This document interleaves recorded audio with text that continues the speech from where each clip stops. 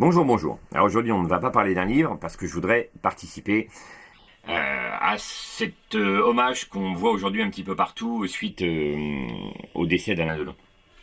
Alors évidemment, j'ai déjà parlé un tout petit peu de cinéma sur cette chaîne parce que j'aime beaucoup le cinéma et Alain Delon, il incarne parfaitement le cinéma français en particulier bien sûr, mais aussi le cinéma mondial.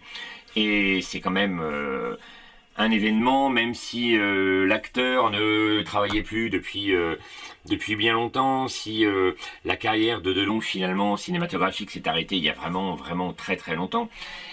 C'est quand même un acteur hors du commun, c'est une icône, c'est une star dans le monde du cinéma, et on n'en a pas eu des comme lui. Déjà, il y en a eu très peu. Des comme lui, c'est peut-être même finalement euh, il est à part, Alain Delon, et il est peut-être le seul représentant de son genre, dans le genre de star à la française, avec tous les excès qu'on peut lui connaître. Et donc c'est vrai que c'est un personnage qu'on n'a pas retrouvé, qu'on va certainement pas retrouver rapidement dans le cinéma, surtout pas dans le cinéma d'aujourd'hui, cinéma français je veux dire. Et donc voilà, je trouve que c'est important d'en parler un petit peu quand même. Je vais pas faire une biographie, hein, bien sûr. Je vais pas revenir sur des détails de sa vie ou de toute sa carrière. Je voudrais parler un petit peu comme ça des films qui ont pu marquer, des films qui ont pu me marquer parfois, qui ne sont pas forcément des bons films d'ailleurs. Hein. Alain Delon, il a une grosse carrière. Il a fait des bons films. Il a fait d'excellents films. Il a fait des films de moins bonne qualité, parfois des films simplement distrayants, mais moi ça m'amuse de pouvoir revenir sur des choses qui ont pu me marquer, aussi bien des chefs-d'œuvre que des films dispensables parce que voilà, ils n'ont pas traversé le cinéma et globalement ce ne sont pas des chefs-d'œuvre. Mais c'est marrant aussi de pouvoir parler de ça. Je me souviens d'Alain Delon dans de nombreux films dans des films de gangsters quand il tourne avec Lino Ventura, avec Jean Gabin. Et on se souvient du clan des Siciliens, on se souvient de Mélodie en sous-sol, de ses films policiers qu'il a fait plutôt dans les années 80. Et évidemment, il y a un tas de films qui sont un peu oubliés. Je me rappelle très bien que j'ai vu Delon dans des films quand il était tout jeune. Je crois qu'il aimait pas tourner en costume, Alain Delon. Il l'a dit dans des interviews. Il n'a pas fait souvent de films dits en costume, mais ça lui est arrivé malgré tout d'être dans un contexte historique. Et je me rappelle d'un film où il est tout jeune avec Romy Schneider, hein, avec laquelle il a partagé sa vie. Hein. Ils étaient ensemble pendant un moment, un couple iconique du cinéma français. Tout le monde, ou presque, c'est ça. Et donc du coup, je me rappelle d'un film qui s'appelle Christine, où il est amoureux d'une jeune femme. Il me semble qu'il est officier. Ça doit se passer ou en Autriche ou en Allemagne au 19e siècle, il me semble. Et donc c'est un film où on le voit tout jeune, où on voit qu'il cherche encore sa manière de jouer. On voit déjà la différence de jeu d'acteur. Il se cherche encore. Henri Schneider est déjà bien plus haut dans le jeu d'acteur et Delon se cherche encore. Ça m'a fait marquer de voir ce film. Il me semble qu'il doit y avoir Jean-Claude Brialy avec lui dans ce film-là. Je me rappelle avoir vu, évidemment, comme plein de gens, plein soleil, Rocco et ses frères, ou le Guépard, donc Rocco et ses frères. Rocco, il est boxeur dans le film. D'ailleurs, il me semble bien qu'il y a un grand combat de boxe qui a été tourné pour le film. Et en fait, il boxe vraiment. Contre un boxeur, ça a été tourné dans une salle où il y a vraiment du public et ils ont simulé un combat de boxe pour pouvoir tourner. Et donc il y a Rocco et ses frères, il y a le Guépard, évidemment, avec Burt Lancaster et Claudia Cardinal. Donc Burt Lancaster est cet acteur américain qui a été producteur aussi. Des points communs avec Lancaster et Alain Delon. D'ailleurs, Delon était proche de Lancaster. On peut dire qu'ils ont été amis. Ils ont tourné, je crois, 2 films ensemble. Le Guépard est un autre film bien plus tard. Scorpio, film policier, thriller qui est sympathique, mais ça n'est pas un chef-d'œuvre. Et il y a des points communs parce que Alain Delon disait souvent, on a tous entendu ça, que il n'était pas comédien, qu'il était acteur. Il faisait un distinguo comme ça, expliquant que le comédien est quelqu'un qui a une formation. D'ailleurs, il disait ça à propos de Belmondo, il le disait sans aucun mépris. Hein. Il disait Belmondo est un comédien qui travaille, qui a fait le conservatoire, qui a appris son métier, qui est toujours en train d'essayer d'apprendre à jouer la comédie, alors qu'un acteur, alors, évidemment, on connaît tous ça, il disait Delon est un acteur, et je reviendrai après sur ce passage où il parle de lui à la troisième personne. Il disait Delon est un acteur, et Delon joue comme il vit.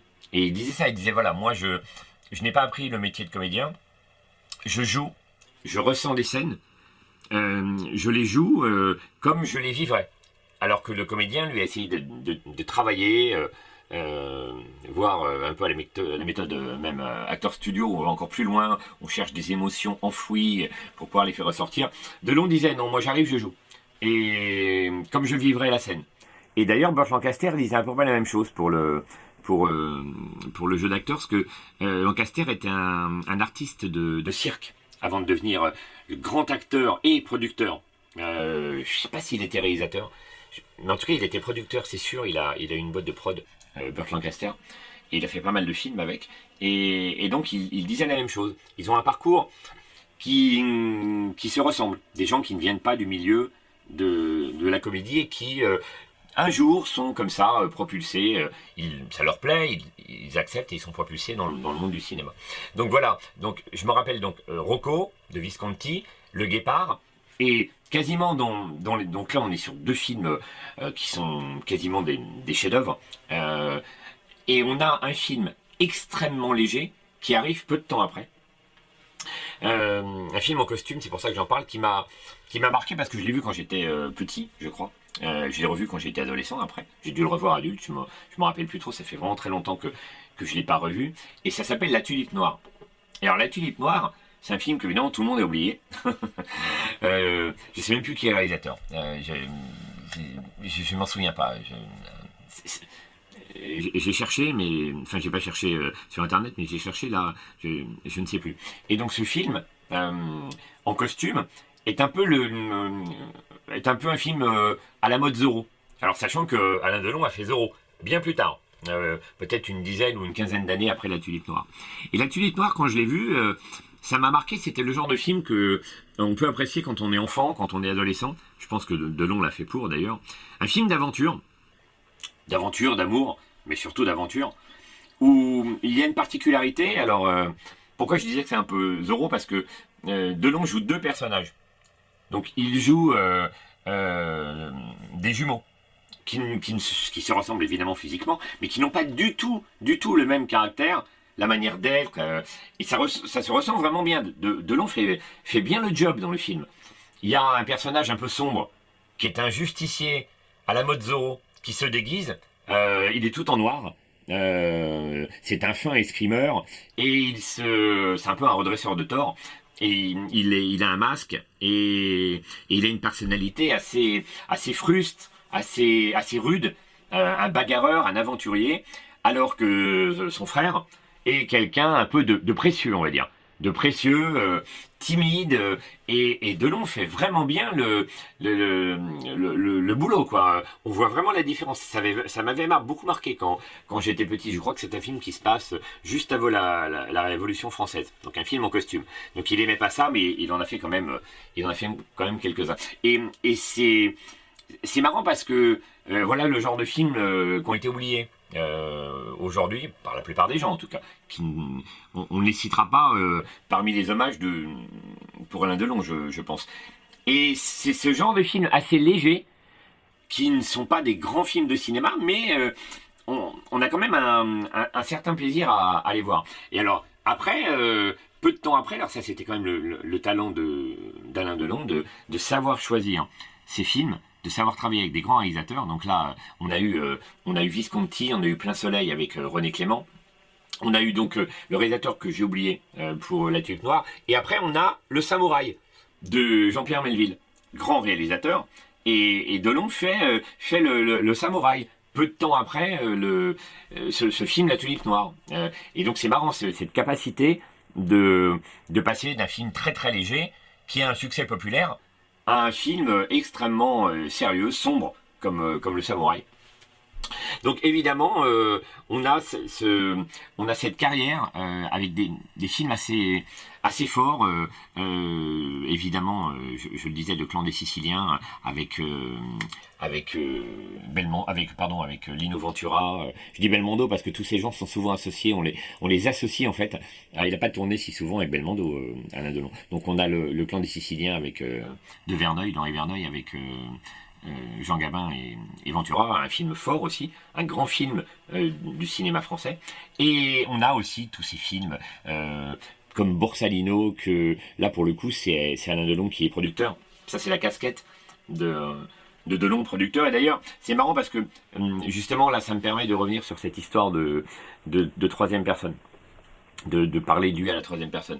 Évidemment, les guignols de l'info ont caricaturé ça pendant des années en se moquant ouvertement d'Alain Delon. Je pense qu'il y avait une vengeance politique là-dedans. Obligatoirement. On connaît des guignols, on connaît leur orientation politique de gauche. Alain Delon était un homme de droite. Il ne l'a jamais caché.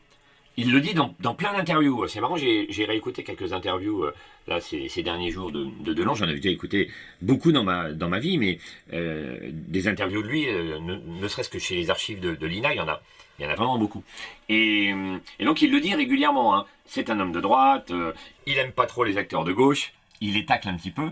Et donc évidemment il y a le retour de bâton des années plus tard. Les Guignols par exemple, comme je le disais à l'instant, cette incarnation du pouvoir médiatique de gauche, qui finalement accentue les défauts de Delon. Alors c'est le propre de la caricature, hein, c'est de bonne guerre, mais qui accentue et qui finalement vont même beaucoup plus loin sans oublier les raisons. Alors je voulais revenir sur cette raison alors, du vouvoiement, enfin pas du vouvoiement, pardon, du fait que Delon parle de lui à la troisième personne. Évidemment, on peut pas dire qu'il n'y a pas un petit coup de mégalomanie là-dedans. Delon, faut savoir de qui on parle. Une star incroyable, adulé, adoré par le public, avec des succès incroyables jusque la fin des années 80. Après ça décline. Et donc, évidemment, là, on parle de quelqu'un qui est au top de son métier, de sa carrière, sans oublier le fait qu'il a été au top de la beauté physique. Il a incarné le mal, la beauté physique, le magnétisme animal, qui plaît évidemment aux femmes, le grand séducteur, qui plaît même à certains hommes. Et donc du coup, on parle de quelqu'un qui est allé très très haut. Ça peut laisser des traces. D'autant plus qu'il a une personnalité assez mystérieuse, cet homme. Alain Delon, ça restera quand même toujours un peu un mystère. Cette manière de parler de lui à la troisième personne, ça peut être lié à un mystère de personnalité, des blessures de jeunesse, un tas de choses. Il a commencé, avant d'être acteur, il a fréquenté des milieux un peu glauques, interlopes. Il travaillait la nuit, il fréquentait le milieu des prostituées à Pigalle, des souteneurs. On ne sait pas comment il aurait pu tourner. Il avait une certaine admiration pour ce monde un peu de gangsters, il l'a dit hein, dans des interviews. Et après, après le cinéma. Alors avant la guerre d'Indochine, il va en Indochine, tout ça. Et puis après le cinéma, un peu par accident. Et donc cette personnalité, toutes ces mésaventures, ces aventures, ça forge un caractère particulier. Et quand on devient une star, encore plus. Et Delon, à un moment donné, il devient producteur. J'ai pas vérifié très honnêtement. Mais je crois que la rupture, à partir du moment où Delon commence à dire Alain Delon fait ceci, Alain Delon fait cela, Alain Delon tourne dans ce film, c'est lui qui le dit, je crois que ça vient à partir du moment où il devient producteur de cinéma. Il produit, et quand il donne des interviews aux gens, il dit oui alors voilà, alors Alain Delon a voulu produire un film, et il continue, et il le fait aussi quand il est acteur. Il dit voilà, alors Romy Schneider et Alain Delon se retrouvent dans ce film, ou Catherine Deneuve et Alain Delon se retrouvent dans ce film, et là, en fait, il essaye de changer de casquette à chaque fois, quand il a la casquette du producteur, la casquette de l'acteur, et en fait, il y a une sorte d'éloignement de sa propre personnalité, il se regarde de haut, et voilà, il désigne Alain Delon comme acteur, Alain Delon comme producteur. Il l'a fait très souvent. Bon, c'est vrai que finalement, quand on y réfléchit, on se dit ah oui, c'est quand même de la mégalomanie. Pour qui se prend-il? Mais ça peut avoir un certain sens. Ça peut avoir un certain sens. Il a la casquette de producteur, il a la casquette d'acteur, et devant quelqu'un qui l'interviewe, eh bien et voilà, il change ses casquettes et il dit alors Alain Delon a voulu faire un film, et après il dit l'acteur Alain Delon. Il dit souvent ça d'ailleurs, l'acteur Alain Delon, et ça peut avoir un certain sens, mais je comprends très bien que beaucoup de gens aient été ou choqués ou amusés et se soient dit ah oui, quand même Alain Delon il se prend pas pour le dernier, d'ailleurs il ne l'était pas, et il parle de lui à la troisième personne, quelle prétention incroyable. C'est entendable, mais il y a une origine à ça, et évidemment avec la seule interprétation caricaturale des Guignols, les gens, on était déjà dans les années fin 80-90, hein, donc les gens ont oublié un petit peu tout ça avant. Donc voilà, c'était juste pour revenir sur cet épisode qui, pour beaucoup de gens, c'est une petite blague qu'on entend encore aujourd'hui souvent, hein, sur ce déplacement à la troisième personne d'Alain Delon qui parle de lui-même. Donc on l'entend encore aujourd'hui. Et donc, je disais, il est producteur, d'ailleurs, il produit malgré tout des films intéressants. Il produit Borsalino. Borsalino qui n'est pas un chef-d'œuvre au sens propre du cinéma, mais qui est un très bon film. Donc évidemment, ça réunit Belmondo et Delon. Ils vont pas être réunis très souvent. Je crois qu'ils ont fait un film quand ils étaient tout jeunes, débutants. Et je suis pas sûr de ce que je veux dire. Je crois que ça s'appelle Sois belle et tais-toi. Et ils n'ont pas du tout le premier rôle. Ils font des rôles d'apparition. Il me semble qu'ils jouent tous les deux dedans. Et après, ils se retrouvent bien plus tard dans un film fin des années 90 avec Vanessa Paradis, dont j'ai oublié le nom, et qui est un échec total. En tout cas un échec.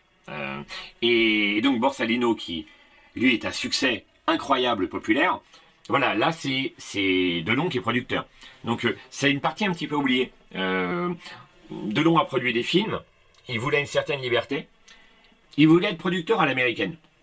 Donc c'est amusant parce que il y a le distinguo producteur à la française, donc c'est-à-dire ou à l'européenne d'ailleurs, mais on va parler que de la France, producteur à la française qui se contente d'amener de l'argent et dire voilà, moi je finance un film, je regarde pas trop autre chose. Il y a le producteur à l'américaine, à la mode Selznick, où lui il amène de l'argent, mais il veut aussi dire tout ce qu'il a à dire sur un film. Comment on dirige les acteurs? Est-ce que le scénario va être écrit comme ça ou comme ça? Quand on sort le film, je fais aussi partie de la promotion. Donc voilà, il y a le producteur à la mode américaine. Et Alain Delon, lui, il voulait être producteur à la mode américaine. D'ailleurs, c'est ce qu'il a fait. Quand il produisait un film, comme Borsalino, il n'est pas réalisateur, mais par contre, il s'occupe de tout. Il s'occupe un petit peu de l'écriture, en tout cas il la regarde. Évidemment, il donne son mot sur comment est-ce qu'on doit jouer les scènes. Et puis il fait beaucoup de promotion pour le film, au-delà d'amener aussi de l'argent. Il avait une boîte de production. Et donc voilà, Borsalino, succès incroyable, populaire. Et après, peu de temps après, il joue dans un film de José Giovanni. Il a joué plusieurs fois avec ce réalisateur. Et en fait, il fait un film qui s'appelle Deux hommes dans la ville. Il est acteur. Alors pourquoi je dis il fait? Il est acteur, mais il est aussi producteur. Et c'est un film donc avec Jean Gabin. Évidemment, il a joué plusieurs fois avec Jean Gabin. Mélodie en sous-sol, film de je sais plus si c'est Deray, je me rappelle plus. Enfin, Mélodie en sous-sol, ou Verneuil peut-être. Le clan des Siciliens et là deux hommes dans la ville. Deux hommes dans la ville. Il est producteur, et c'est amusant de s'arrêter là-dessus, parce que Delon est producteur de ce film. Dans ce film, je vous dévoile pas tout, mais il y a, pour ceux qui ne l'auraient pas vu, je conseille de le voir, hein. Il y a un un homme qui est suspecté d'un meurtre. Il encourt la peine de mort. À cette époque, on a encore la peine de mort. Et il y a Jean Gabin, je crois que si ma mémoire est bonne, il joue le juge qui s'occupe de l'affaire, et qui pense que la personne soupçonnée d'assassinat, à savoir Alain Delon, n'est pas coupable, et qui essaye de le sortir de cette potentielle peine de mort. Et alors, en fait, tout le film repose sur le fait qu'on se dit, bah non, on n'a pas envie que cet homme soit condamné à mort. Alors c'est intéressant parce que Alain Delon, il n'était pas du tout contre la peine de mort. Et donc c'est intéressant à noter parce que, en fait, il faisait bien le distinguo entre la vie personnelle, les opinions politiques, et ce qu'il pouvait amener au cinéma. Et ça, c'est un truc qu'il a reproché, et alors je le rejoins, il a raison, à pas mal de producteurs, ou en tout cas d'acteurs, dits de gauche, et engagés à gauche, ou ouvertement, se déclarant ouvertement à gauche. Il leur reprochait de ne pas être capable de faire quelque chose qui est à l'encontre de leur idéologie et de leurs idées politiques. Alors que Delon le fait. Delon le fait, par exemple, dans ce film, dans Deux hommes dans la ville. Voilà, c'est un film un peu contre, même plutôt contre la peine de mort. Oui, il faut reconnaître, ouvertement contre la peine de mort.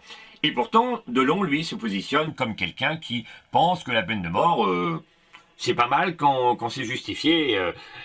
Encore une fois, c'est un homme de droite. Il le dit, on le voit.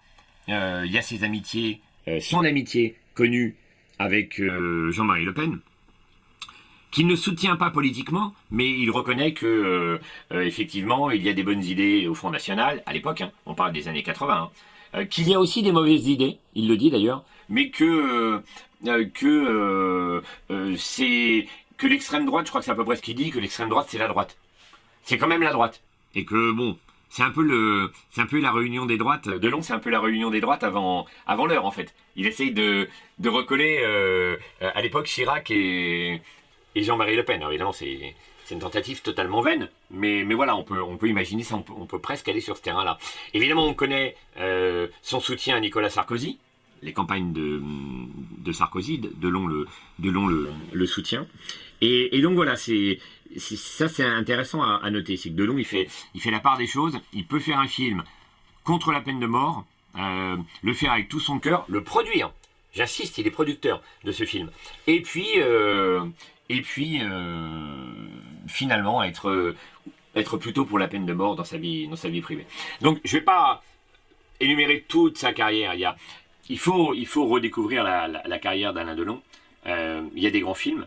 Il y a des films, comme je parlais tout à l'heure de La Tulipe Noire, beaucoup plus légers. Il y a des films qu'on a un peu oubliés. Il y a les grands films, hein. Il y a Monsieur Klein par exemple de Lozay. Monsieur Klein c'est génial. Là il y a une interprétation de Delon qui est vraiment très très forte. Il faut voir ce film qui se passe sous l'occupation où un homme, donc Monsieur Klein, va être pris, confondu, son identité va être confondue et il va être raflé par enfin il risque plutôt d'être raflé par la Gestapo. Et donc là, il faut voir ce film. C'est vraiment une grande performance d'acteur de Delon, comme le samouraï d'ailleurs. Le samouraï, ces personnages introvertis qui parlent très très peu. Là, c'est pas le cas dans Monsieur Klein, un personnage normal, il interprète un homme lambda, et ce sont des films vraiment vraiment à revoir. Après, il y a sa période film policier qu'on oublie plus facilement.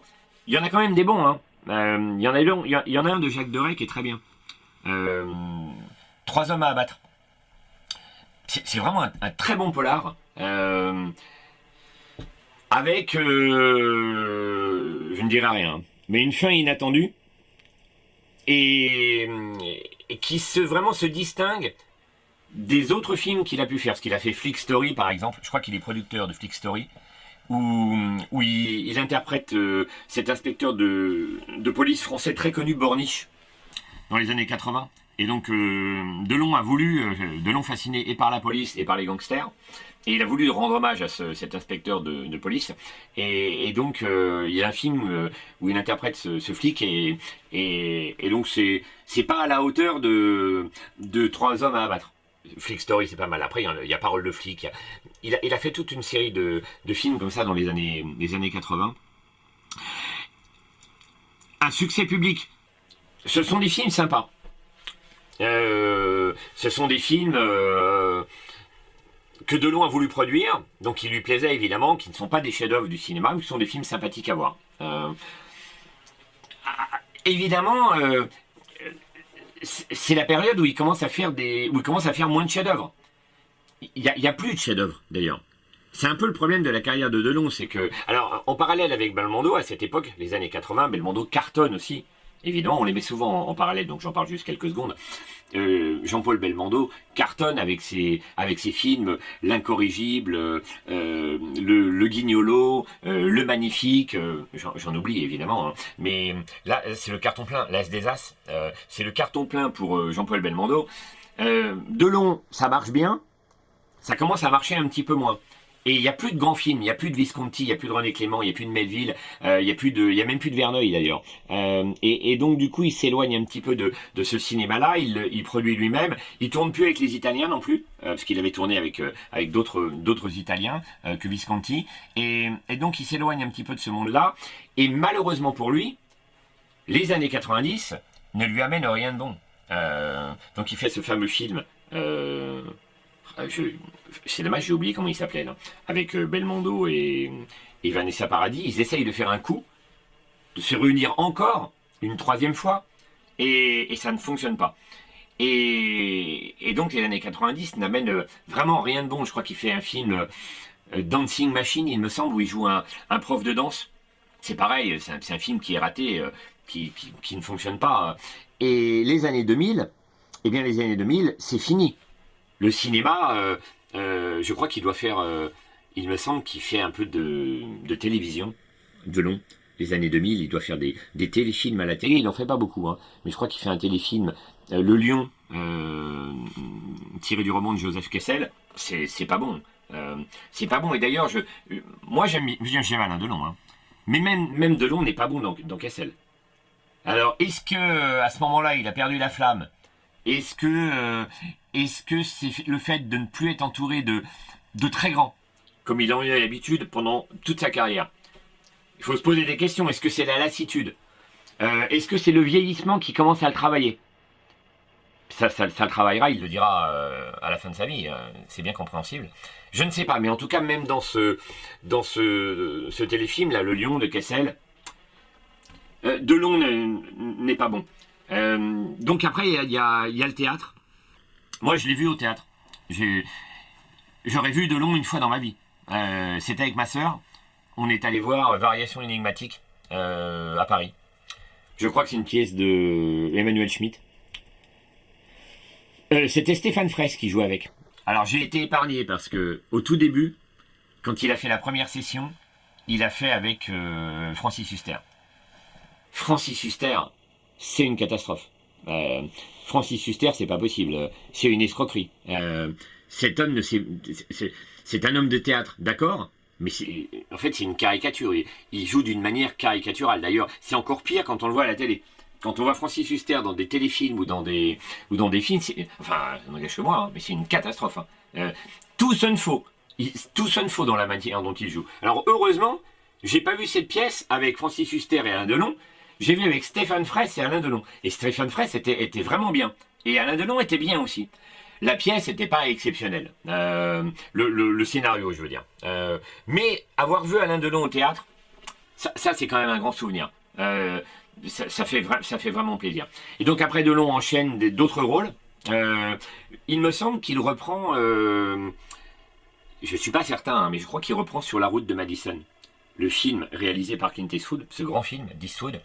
Et il doit jouer cette pièce avec Mireille Darc. Mireille Darc, hein, c'est une des femmes de sa vie. Il a été en couple pendant très longtemps avec Mireille Darc. Hein.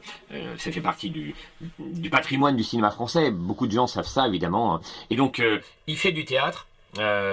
Ça a du succès parce que les gens ont envie d'aller voir Delon. Donc à cette époque, le théâtre de Delon a du succès. Le théâtre de Delon, quand il était jeune, n'en a pas vraiment eu beaucoup. Je crois qu'il a fait une pièce de théâtre dans les années 60, Dommage dommage que ce soit une putain, ou dommage qu'elle soit une putain, je crois, avec Romy Schneider. C'est Visconti qui a mis en scène. Et ils n'ont pas fait beaucoup de représentations, une centaine, je crois. Delon était moins bon que Romy Schneider. Il le reconnaît lui-même, d'ailleurs. Hein. Donc, il n'était pas tout le temps si égocentrique que ça. Il l'a reconnu dans des interviews. Romy Schneider était extrêmement bonne à ce moment-là. Delon était très jeune, il avait encore à apprendre. Et voilà une expérience de théâtre qui a un demi-succès. Il en a fait une autre après, mais je ne sais plus comment ça s'appelle. Une pièce qu'il a jouée avec Maribel. J'ai un peu oublié, c'est une pièce qu'il a jouée en 68, pendant les événements de 68. La pièce a été arrêtée à cause des événements. Je crois qu'ils ont fait qu'une cinquantaine de représentations. Et donc Delon s'est arrêté. Le théâtre, il a attendu donc pratiquement 40 ans pour refaire du théâtre. Mais il le disait lui-même, hein, il disait qu'il ne supportait pas de jouer un rôle pendant 200, 300, 400 représentations. Ce que je veux bien comprendre. Je crois que j'aurais pu aimer être acteur. J'aurais pas aimé être comédien de théâtre. Et donc il le disait, Delon, il disait non, moi le théâtre c'est pas possible. Je sais pas s'il a dit c'est l'usine, mais il me semble que j'ai entendu dire ça. C'est la répétition toujours de la même chose. C'est un homme qui avait besoin de faire des choses régulièrement nouvelles. Et donc voilà, les années 2000, il fait un peu de théâtre, il renoue finalement avec quelque chose qu'il ne voulait pas faire. Il n'a pas fait d'immenses tournées, mais il a fait un peu de théâtre. Et puis après, évidemment, il ne fait plus rien. Donc les années 2010, il refait un peu de cinéma. On le voit dans un Astérix faire Jules César.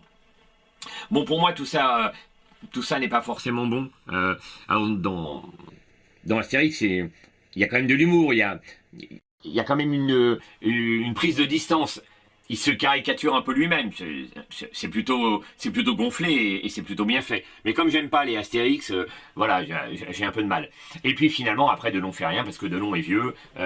Delon estime que le cinéma qu'il a connu, le cinéma qu'il aime, le cinéma des années 60, 70, 80 a disparu. C'est en quoi il n'a pas complètement tort, je parle pour le cinéma français.